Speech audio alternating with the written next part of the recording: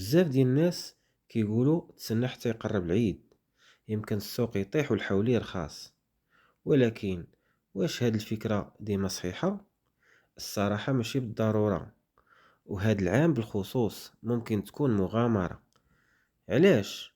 حيت دابا عدد كبير من الكسابة مازال ما دخلوش للسوق بقوة، وكيتسناو الوقت المناسب اللي كيكون فيه الطلب طالع باش يبيعوا بأحسن ثمن. ومن جهة أخرى، ملي كيقرب العيد كتوقع تغيرات كبيرة في السوق، الطلب كيزيد بسرعة وكل شي كيبغي يشري في آخر لحظة، وهنا السوق كيولي تيغلي وكيبان الضغط على الأثمنة.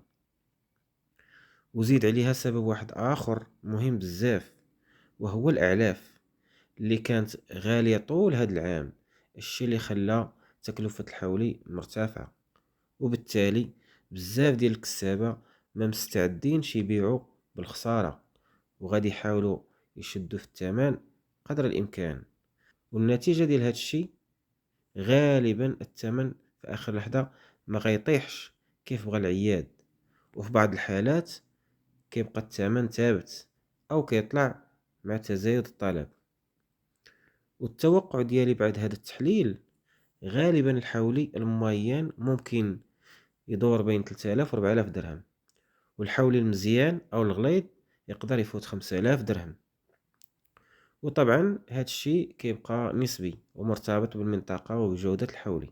والخلاصة ديال هاد الشيء، فكرة السنة ماشي هي ديما أحسن قرار. في بعض المرات إلا لقيتي الثمن معقول وحولي مزيان، فالشراء بكري تيكون هو القرار الذكي.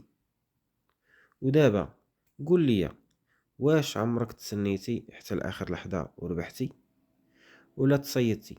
جاوبني في التعليقات. تحياتي.